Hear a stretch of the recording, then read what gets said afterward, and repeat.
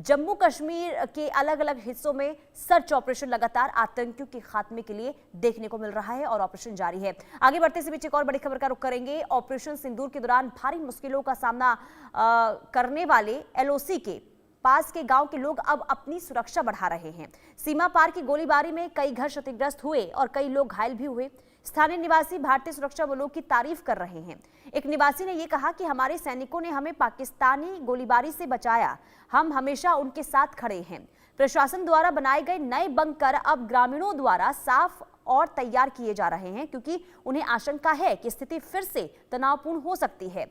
एक ग्रामीण ने कहा कि हम पाकिस्तानी सेना पर पूरी तरीके से भरोसा नहीं करते। अतीत में नागरिकों को निशाना बनाया गया, इसलिए हम तैयार रहना चाहते हैं। और हमारे साथ अजय जांडियाल बने हुए हैं तमाम जानकारी के साथ।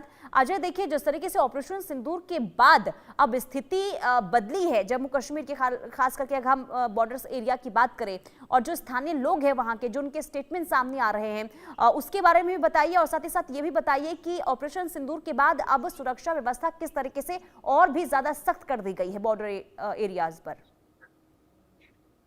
देखिए, बिल्कुल आपने ठीक कहा। जिस तरीके के हालात इस वक्त पाकिस्तान में हैं, उसके बाद सरहद की सुरक्षा को मजबूत करना बेहद जरूरी हो जाता है और उसी चीज को लेकर कहीं ना कहीं सुरक्षा एजेंसियां जो है वो काम भी कर रही हैं। आपको बता दूं कि लाइन ऑफ कंट्रोल हो, अंतर्राष्ट्रीय सीमा का इलाका हो, यहाँ पर रहने वाले जो तमाम लोग हैं उनको लगातार हिदायतें दी गई हैं कि वो लोग जो है वो अपने सुरक्षा व्यवस्था को कड़ा रखें। खासतौर पर जो बंकर इन लोगों को मुहैया करवाए गए हैं, क्योंकि ये जो बंकर हैं, ये बंकर ही एक सुरक्षा कवच का काम करते हैं, खासतौर पे लाइन ऑफ कंट्रोल के इलाके में जहां पाकिस्तान की तरफ से भारी शेलिंग की जाती है। तो ऐसे में लोग अपने बंकरों को दुरुस्त कर रहे हैं और कहीं ना कहीं सरकार का शुक्रिया भी अदा करते हैं, क्योंकि इतने सालों में अगर आप देखें तो ये जब ये बंकर नहीं थे तो यहाँ कैजुअलिटीज रेट बहुत ज्यादा होता था, मगर अब कैजुअलिटीज कम है। तो इसका मतलब है कि कहीं ना कहीं सुरक्षा व्यवस्था जो यहाँ बॉर्डर्स पर थी वो बेहतर हुई है। अब ऑपरेशन सिंदूर के बाद लोग जो है, जब एक बार फिर से चर्चाओं का दौर गर्म है, तो लोग इस चीज को सुनिश्चित कर रहे हैं कि अगर वैसे हालात एक बार फिर हों तो कम से कम हम अपनी सुरक्षा को सुनिश्चित कर सकें। अपने बंकर्स को ठीक कर रहे हैं लोग, अपनी जमीनों में जो फसलें हैं उनकी कटाई कर रहे हैं, ताकि जल्द से जल्द जो है उनकी फसलें जो है वो संभाली जा सके। क्योंकि अगर आप देखें तो अतीत में भी कई बार पाकिस्तान की तरफ से फायरिंग करके लोगों को निशाना बनाया गया। जब उनकी जो फसलें थी जब पक जाती हैं, उस समय फायरिंग की जाती है ताकि वो फसलें ना काट सके। तो ये मकसद पाकिस्तान का जो रहता है कि इन फसलों की आड़ में घुसपैठ हो सकती है, क्योंकि फसल है जमीन पे, तो आतंकी अगर खेतों के अंदर से निकल रहे हैं तो पता नहीं चलता।